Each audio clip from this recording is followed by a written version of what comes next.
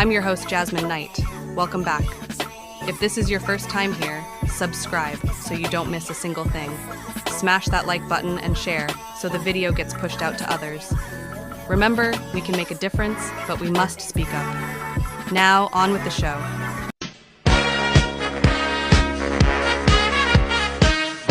International was making the headlines. The BCCI was accused of laundering drug money and financing terrorist operations. The scandal tarnished the reputation of the US government, since the bank operated freely in America and was a regular contributor to political campaigns. The administration of Bonesman George H. Bush blocked the investigation, which had in any case been entrusted to a Senate commission chaired by Bonesman John Kerry. The BCCI was absorbed by more respectable banks, and the subject was never revived. The government of the world's only superpower is packed with Bonesmen. George W. Bush named 11 Bonesman officials in his first government.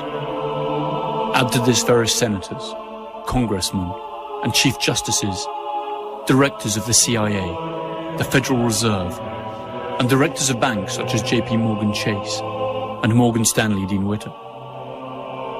The American media is little different. Among others, Time and Newsweek magazines, in theory competitors, were both founded by Bonesmen. The oldest and most influential families also belong to this select club. Bush, Bundy, Harriman, Lord, Phelps, Rockefeller, Taft, Whitney. All of them have undergone the odd ritual of initiation. All have spilled their darkest secrets. All have been ritually humiliated in front of their peers. And all of them owe loyalty to the order. It is estimated that there are some 800 Bonesmen alive today. Around half of them active and in key positions in the American economy and political establishment. Of America happen to be their own best interests as well. I have never seen anything in the literature which leads me to believe that they have our individual rights in their hearts. What I do see in the literature and in the documents is a ruthless drive to acquire power for themselves. The paper, peer-reviewed and published. I know, and I've got the people looking at it. Have you had a chance to look at the cover I letter? have not personally, but they are looking at the paper you gave me. Okay. If we give you, say, a week or two, can we get back to you after that? Absolutely. Excellent. It's very important because it is evidence of treason. I hear you. You made Building 7 comments, Mr. Kerry, before when you said... Thank you very much. ...in a controlled fashion. I do know that that wall, I remember, was in danger, and I think that they made a decision based on the danger that it had of destroying other things, that they did it in a controlled fashion. You denied making those statements before, but in a bookstore you said that Building 7, which was not hit by an airplane, came down in 6 seconds, looked like it came down in a controlled fashion. I mean, you made some very interesting comments on Building 7. And then you denied making those comments when we interviewed you in New York. Yeah, could you clear that up, because Building 7 is such an anomaly. I don't have a record. I'd like to see specifically what I said. I don't have... Did you see the building come down? I don't have... No. You said that this building came down in a controlled fashion, like they took it down. No, I don't think I said... I'd like to see specifically what I said. What is your feeling on how it came down? Let's start fresh. Guys, I'm not into running in the hallway interviews and these kinds of things. We have very few opportunities to talk to a man like you. Let me take a look at what the transcript says, and we'll go from there. Okay? Fair enough. Thank you. Thank you for your time. Thanks.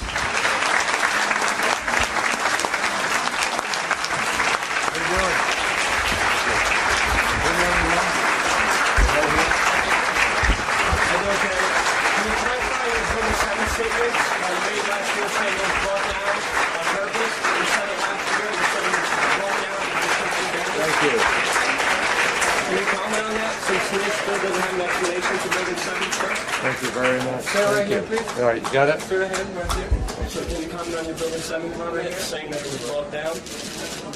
And then Nick still doesn't have an explanation for Building 7. There's not 11 heroes who have testimony. I don't have any idea what you're talking about. Building 7.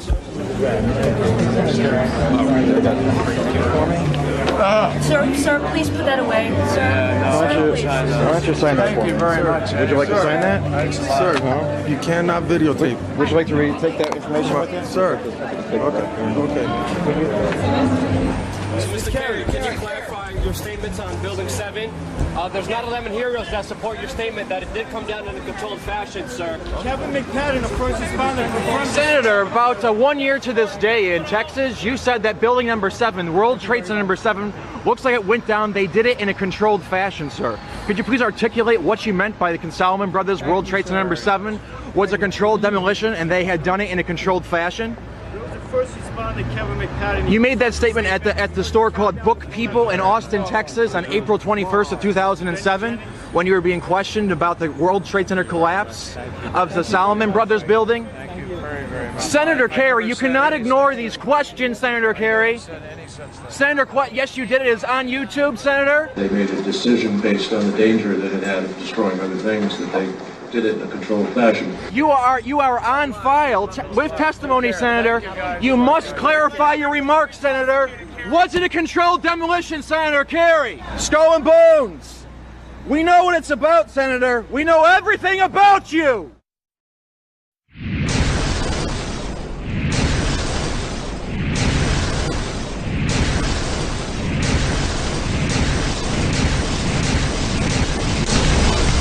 As if a demolition team set off when you see the old demolitions of these old buildings. It looks like one of those scenes of an old building being purposely damaged. Encourage people to go and do the same thing and, go to their police, tell them about today, give them the evidence.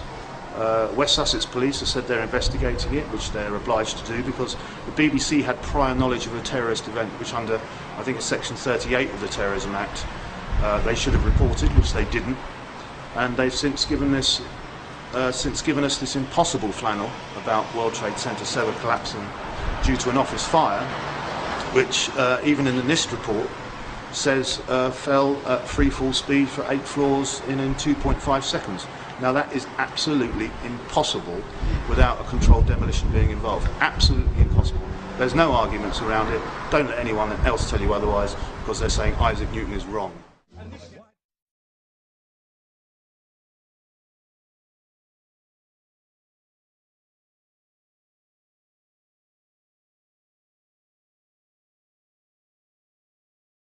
Can you believe what you have been seeing on CNN today, ladies and gentlemen? Can you believe it? Supposedly, a CNN reporter found Osama bin Laden, took a television camera crew with him, went into Osama bin Laden's hideout, interviewed him and his top leadership, his top lieutenants and colonels and generals in their hideout. This is a CNN reporter with a camera crew. And he came out and told everybody, within 3 weeks, Osama bin Laden is going to attack the United States and Israel. Now, don't you think that's kind of strange, folks?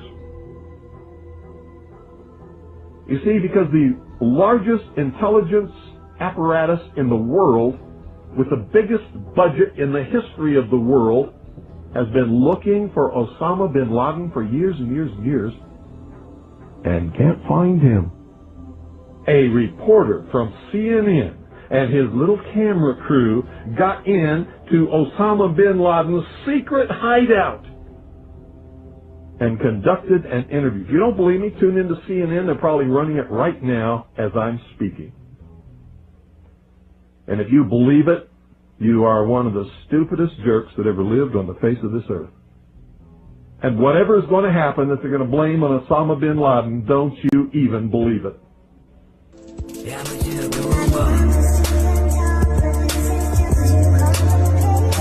Maybe the most amazing thing most people never heard of.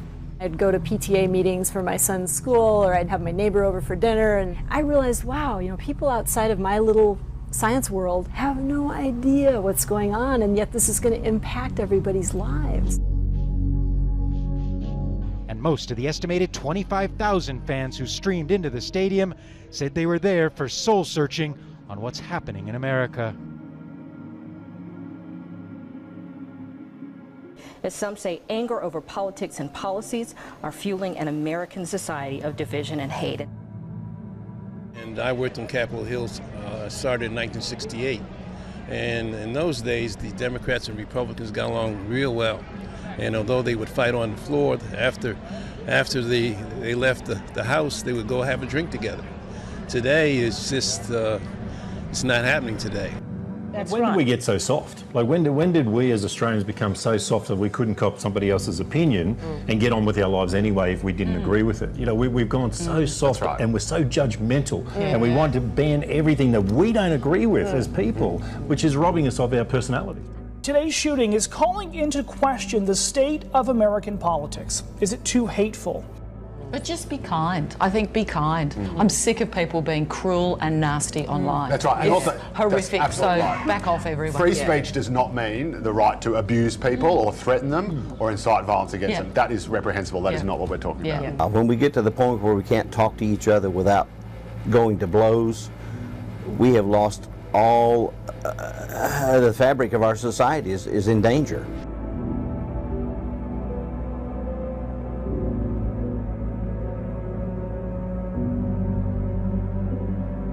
We can't say we didn't tell you about this one. Guys, another one for you. First, as you know, the world went wild when the male romper, or the romp him, hit the fashion scene. Orders went through the roof. Well, today we present this ensemble, designed by LA-based brand Hologram.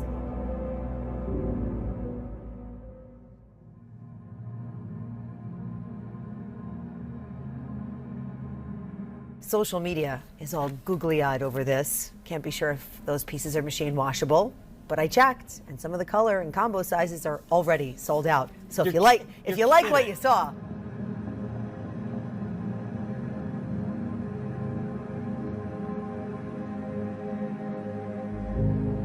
As early as next week, you won't need to pick a gender to apply for a Washington, D.C. driver's license.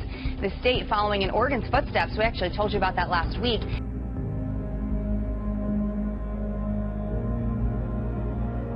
And just that thing again, just going back to your original article, you know, just because we disagree with something, should it be banned? Is our world really coming to a place of safe spaces?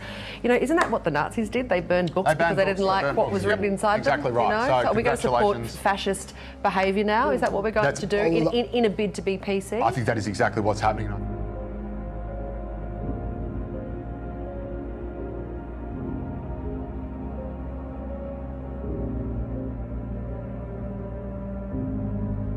So I have to ask you, speaking of countries divided by language and religion, about Canada, a country we lived for a while. There is a new law in Canada that apparently will criminalize the misuse of pronouns. You could go to jail for calling someone by a pronoun he, she, or whatever doesn't prefer. Am I misreading this law? Does it actually suggest that that could happen? Yes, they've added gender identity to the Canadian Human Rights Act.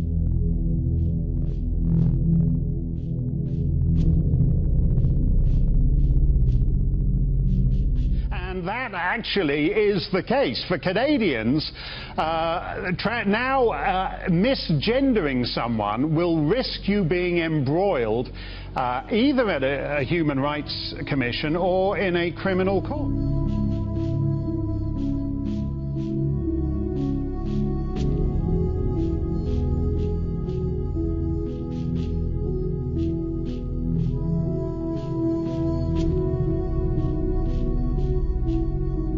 I mean, it's absolutely extraordinary, this. What we're witnessing is an Orwellian assault on the most fundamental language, the language which defines the two sexes. And Canada has just put itself on the side of criminalizing that.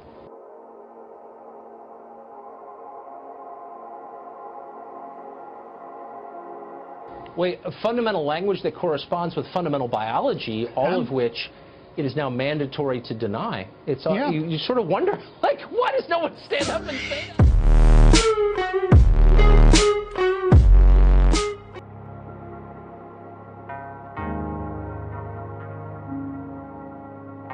you've taught only in Sweden, right?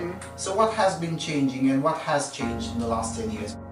I started to observe things about 15 years ago, I think. I started to feel that the corridor, of opinions were getting narrower. Yeah, and it was quite obvious in school.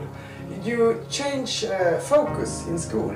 You were not supposed to teach the students anymore. You were supposed to make good citizens of them, to have the right values, the right opinions, and that was kind of a political propaganda.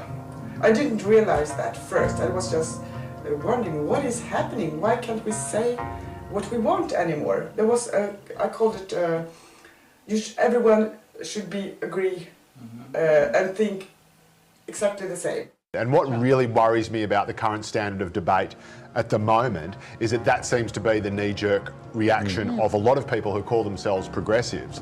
That if something is controversial or provocative or says something they don't like, it should be banned, it should be shut down. And that's what's happened with this film. When the Seattle Storm take the court against Chicago July 18th, the team will make a statement beyond basketball. It's definitely a first for us, and it's first for a professional sports team. Storm co-owner Don Trudeau told me the WNBA team will donate some ticket revenue that night to Planned Parenthood. We must also use this opportunity to do more to protect our unborn children. It's almost a daily event in Europe, a terror attack of some sort, but not here.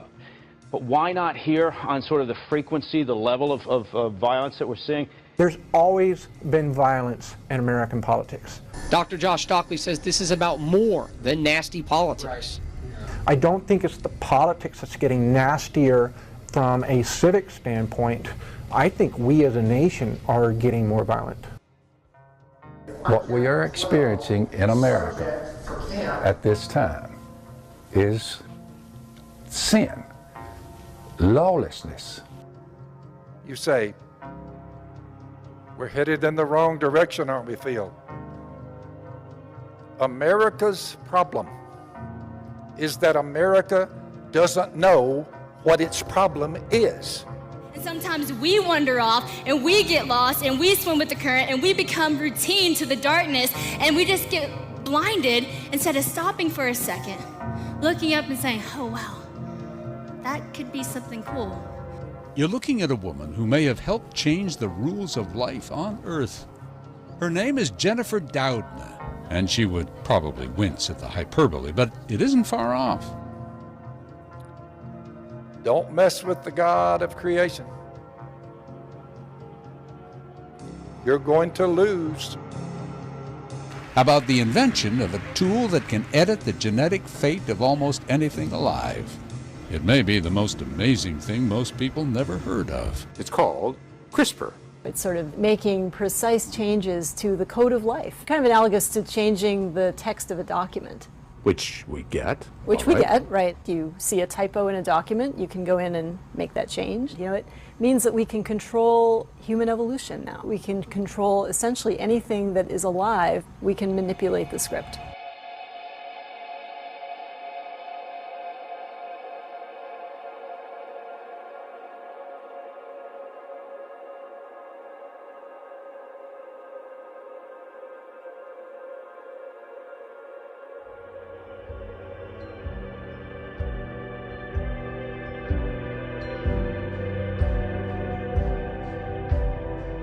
So I looked up this study on growing leaders, and I said, what is the #1 fear that college kids have today?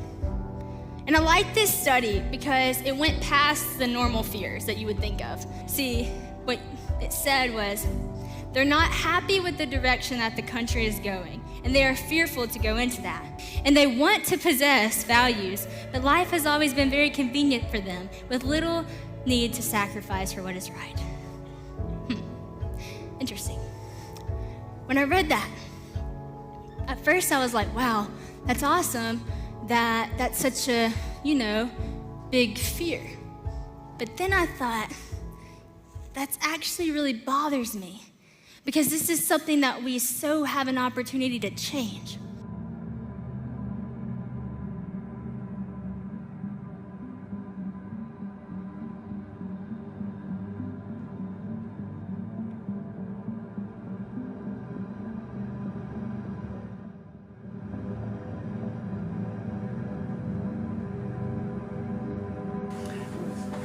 being gender neutral is a kind of norm, the new norm in Sweden, but no one really wants it.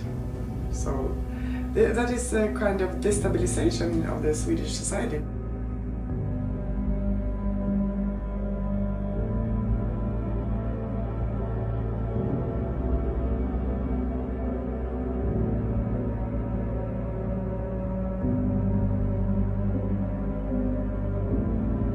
In Sweden we are indoctrinating them to behave as women and even dress like women and wear cosmetica and take away all the male attributes.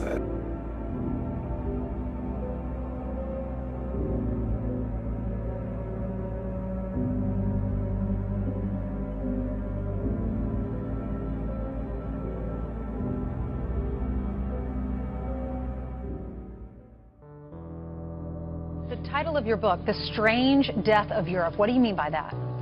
I mean that through a whole set of things, Europe seems to me to be committing suicide, civilizational suicide.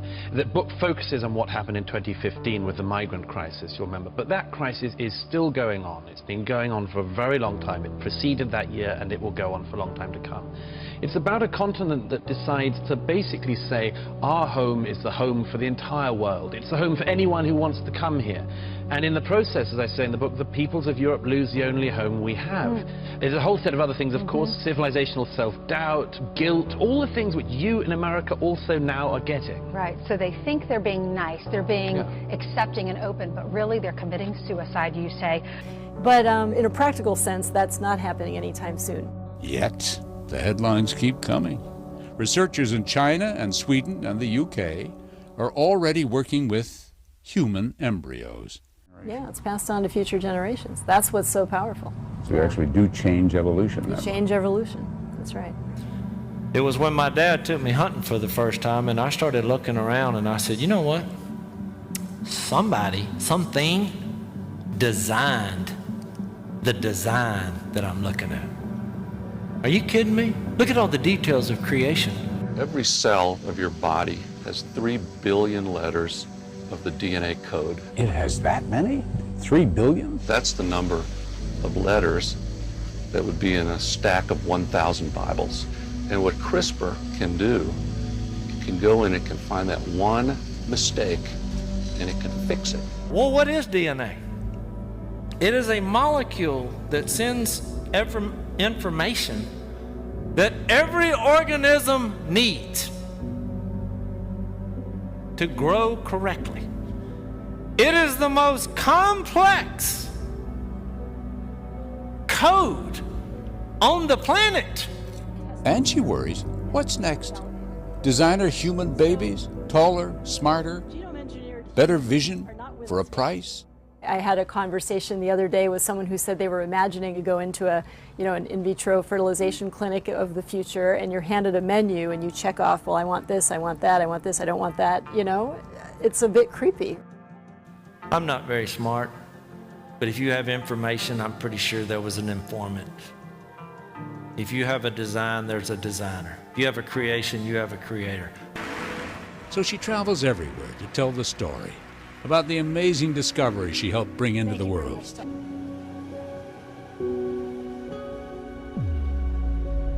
You see what happens when you forget God and what He says? When you take it upon yourself to play God? It's a design. Then I got to Jesus. It got my attention. Because His love is overwhelming. What He did for us is overwhelming. Now, some of you already are being skeptical, and you think, well, good gracious, he sounds like a preacher. Well, you know I'm not a preacher. Look at me. I'm a believer. If your calendar is dated of all the human beings who have ever walked on the earth, and your calendar is dedicated and predicated to just one of them, evidently something rather large went down. The club is full of ballers and their pockets full grown. And all you fellas leave your girl with her friends, cause it's 11:30 and the club is jumping. I ain't thinking about my man tonight. Do you still think Chicago is called the Windy City because it's a windy city? Aw, that's cute. Well, if you don't want Chicago ruined for you, like I ruined New York, I wouldn't keep watching. Let's first do a quick recap on who the Statue of Liberty actually is and why it's called the Big Apple. You see, a funny thing happens when you wake up to the lies of the world. You start seeing things that are right there in plain sight. Things like this painting of Lucifer that was done in 1797. And how Lucifer is very often referred to as the morning star or the light bearer. And he is also referred to as Satan. And how he was often depicted standing in a very familiar pose. So familiar that it can't just be coincidental. So familiar that you ask yourself, how did I not see this before? And then you take a closer look and you ask yourself, is that really even a woman's face? Because it looks an awful lot like the Lucifer painting's face. And then you realize that Lucifer was Satan in that Garden of Eden and offered Eve that infamous apple. And then that makes you think, New York, what is it often called? It's referred to as the Big Apple. Now, is that just a coincidence that they have a giant statue of Satan who offered Eve the apple, and they call New York the Big Apple? You see, Chicago's no different. They have their own light bearer, and not only does their light bearer bear the light, but he also bears the fruit. And we have our own nickname here in Chicago. And real Chicagoans know it's not called the Windy City because of the bitterly cold wind, but because the politicians here in Chicago were full of hot air. But I'm not a Chicagoan. I'm from the burbs, and I'm a truther. And truthers know that it's not either of those, but rather that Lucifer is not only the light bearer, but he was called the Lord of the Air. So again, you can go on believing what the mainstream narrative says, or you can seek truth, because it's there. You just need to look and want to find it. And yes, this is Chicago before that great Chicago fire. But that narrative, that mainstream narrative, is a story for another day. But here's a teaser. If you believe that this beautiful work of a masterpiece of a city could look like this before a fire, and then like this after a fire, well then, my friends, you just haven't looked into this mainstream narrative enough. Because our entire history is a lie, and the ones who wrote that history want to keep you in your little bubble of knowledge. And of course, all of this was only for entertainment purposes. Nothing was serious, not one word that I said. She's my alibi.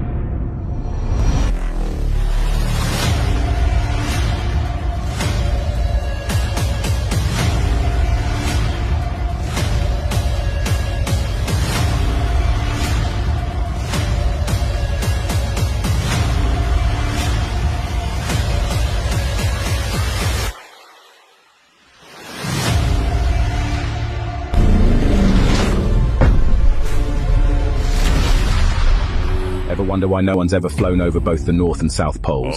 Well, get ready, because what I'm about to share might just change how you see the world. Most people believe the Earth is a globe because they think circumnavigation, traveling east to west and ending up back where you started, proves it. But there's a catch. Sure, you can circumnavigate east to west, but what about north to south? No one has ever circumnavigated the Earth from pole to pole. Strange, right? Now, before you say it's because of the harsh conditions at the poles, let's dig a little little deeper. Both the North Pole and Antarctica have no-fly zones. To even attempt flying over them, you'd need special permission, and good luck getting it. But why are there such restrictions? What's really going on? Could we be kept from discovering something bigger? Let's think about this. East to west circumnavigation doesn't actually prove the Earth is a globe. Imagine you take a flat piece of paper, draw a circle on it, and trace it without ever leaving the surface. That's how east to west travel works. On a flat Earth, you can loop around a central point, like the North Pole, and end up back where you started. So just because planes and ships can do this doesn't mean we're on a globe. Here's where it gets even more interesting. If the Earth were truly a globe, we'd expect to see north to south circumnavigation too, going over both poles. But there isn't a single documented case of this happening. Why? It's simple. Those no-fly zones at the poles. These aren't just casual restrictions, they're enforced globally. And here's something else to consider. The organization behind these restrictions is the United Nations. Have you seen the UN logo? Look closely. It's a flat Earth map. Coincidence? Maybe, but it's hard to ignore when the same organization uses that map while enforcing the restrictions over the poles. Could they be hiding something?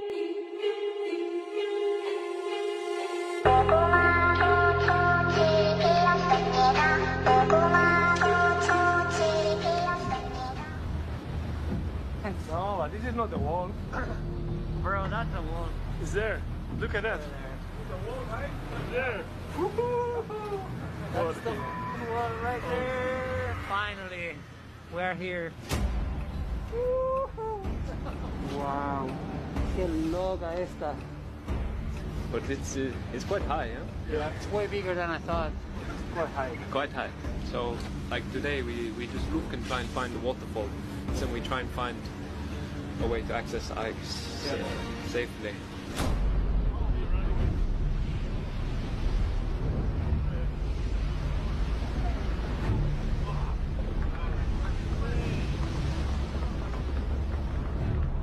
Imagine this happens when we're there. We just saw a big piece of ice fall down and it created this huge wave. And you start thinking, what if it's us down there? When we go out, we'll be sometime down there, so oh, scary. That was a big piece. We really need to take a look from close with the small boats. I'm sure we'll find nice waterfalls. Wow.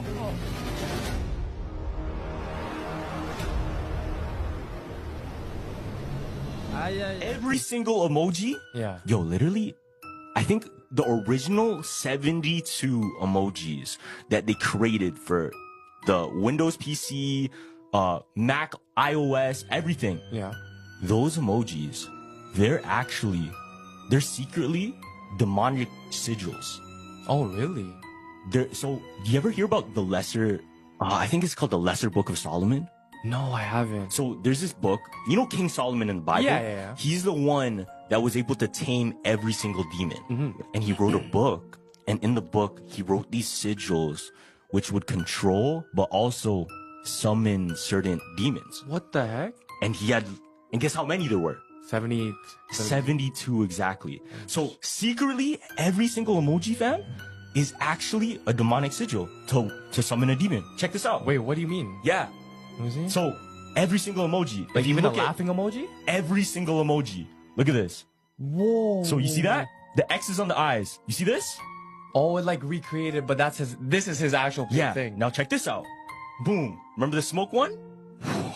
Yeah, yo, it's not even like by accident, because this shit could feel like an accident, but look, you're telling me that's an accident? Oh, you're telling me this is an accident? No, that one. The crying emoji with the tears and it makes the exact sigil? Come on. No. Stop playing. That's real. Look at this one. With the teeth.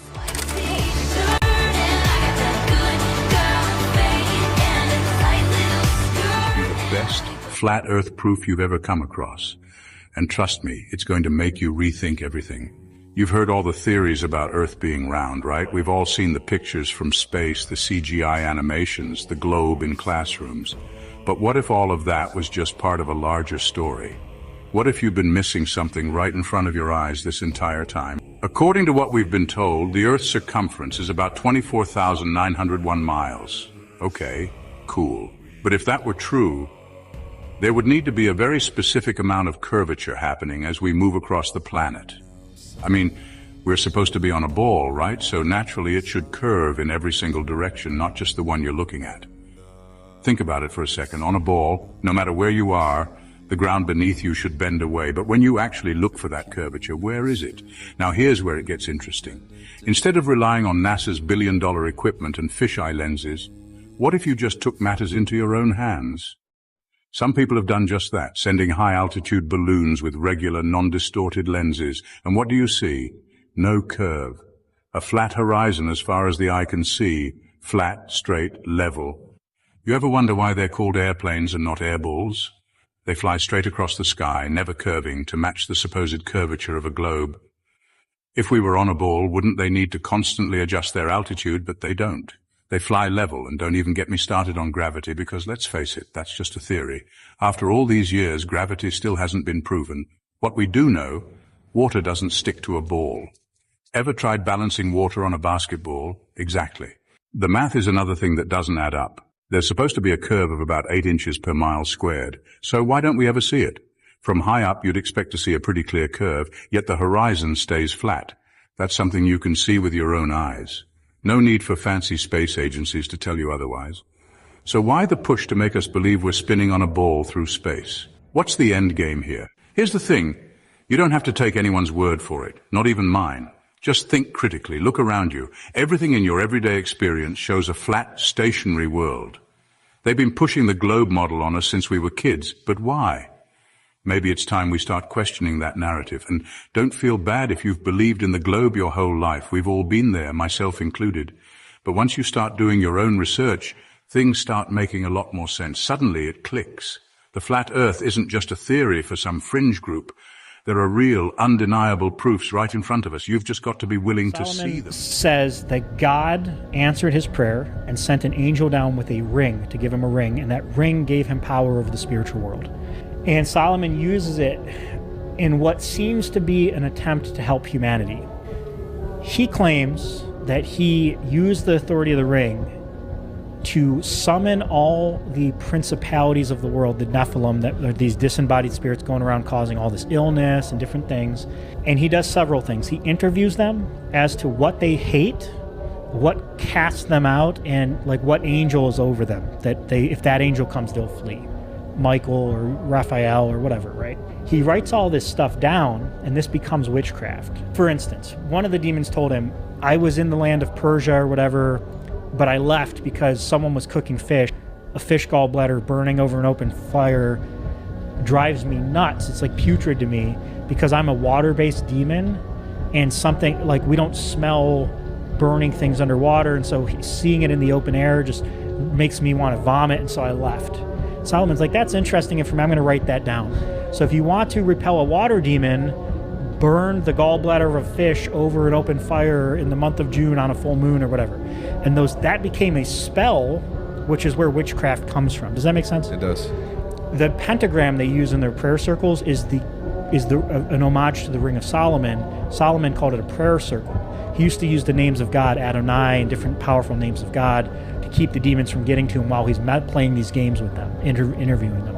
He would summon them, milk them for information, forcing them to comply with the ring, and then basically saying, okay, you go over here. He would enslave them to build the temple of God. That's why they think all these rocks, the pyramids and stuff were built by these types of things. So the Masons come out of this as well. One of the highest ranking demons that Solomon enslaves to be a worker in the temple, he makes him a stone cutter and a mason, which is where the Masonic order seems to come with this demonic. Does that make sense? It's like all tied together. So Solomon summons all these guys, writes down a list of everything they hate based on starts to categorize and map out the spiritual world for the sake of humanity being able to control them. Because at this point, these things are running around tormenting the world. Solomon's trying to get a hold of it. So he's basically the sorcerer supreme, if you think of it like that. But he realizes that you can enslave the entire spiritual world if you get their bosses. They have to follow. And now you've cleared the world of demons, and guess what he trapped them in? What? A brass vessel, a lamp This is where the legend of genies comes from. It's also the idea of Pandora's box. All the evil of the world trapped in one little itty bitty vessel, right? He throws it into the lake, drowning them. The world prospers, his kingdom prospers, everything's good. No evil, no wars, no nothing.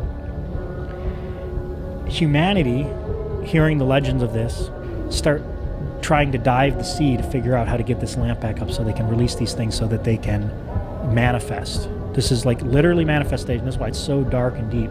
Very ancient roots to these things. They want stuff. These things have power, and while they were horrible and tormenting us, they also gave us what we wanted if we worshiped them, right? So they opened Pandora's box. Solomon's still in control because of the ring, but at this time, and this is where Balaam comes back in, guess what they did to trip up Solomon?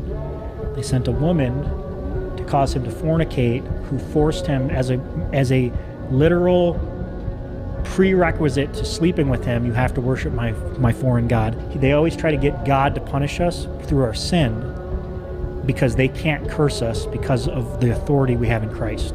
So they released Pandora's box. Solomon's still in control, but now he's being tempted to, if you want to marry the queen, I think it was the Queen of Sheba, you have to worship Moloch. So he sacrifices to Moloch, and he said the second he did it, he said, I immediately felt the Spirit of God depart from me. Said, as I continued to do it, I felt it completely abandon me, and I became the sport of the demons I once controlled. Spent the rest of his life tormented by demons and giving into all these different things. Now that God wasn't protecting him, he became a master of witchcraft to try to force these things to not be able to. He tried to take it into his. It's like, God's abandoned me. They're going to kill me. They're going to ruin my life. I have to figure. And so he comes up with all these spells he wrote. I remember so and so said he hates gallbladders, and so he started, get me 3 gallbladders of this, and he basically became a sorcerer in order to ward off the demonic world, which is now at his doorstep. And this is the birth of witchcraft.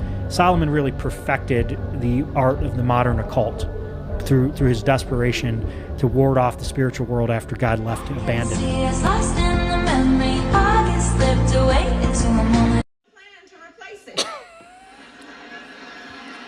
He said, have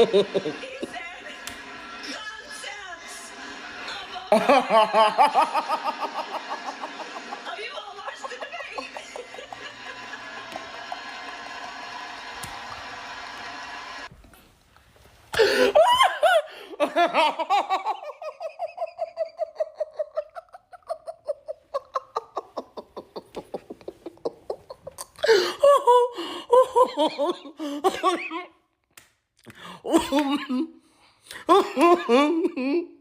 Who made this? Y'all gotta stop. Y'all play too much. Whoever made this, report to my office right now. Because I'm about to give you a raise. Let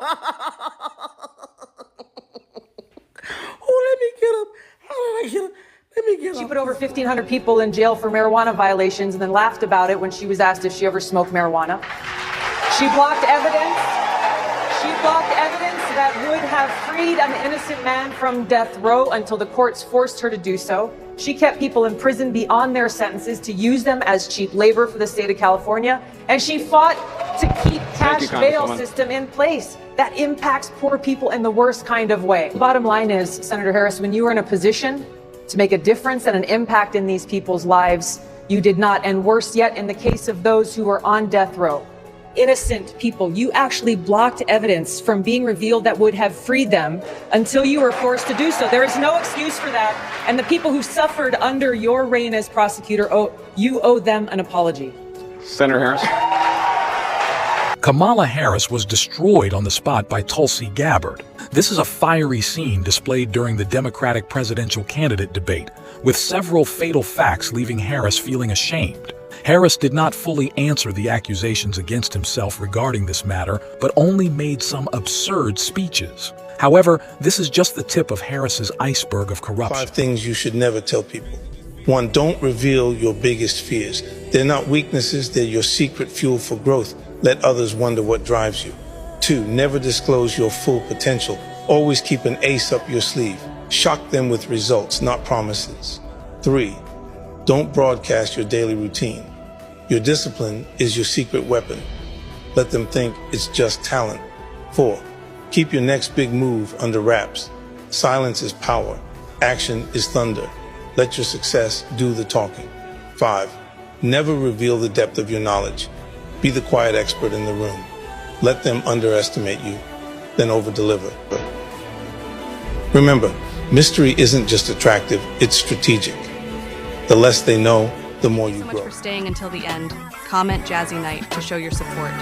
If you got anything from this video, a good laugh, or helpful information, please smash that like button, share this video with everyone you know. Become a Patreon Knight and gain access to exclusive content and group chats with yours truly. I'll leave a link in the description. Never stop fighting for what you believe in. Remember, together, we can make a difference, but we must speak up.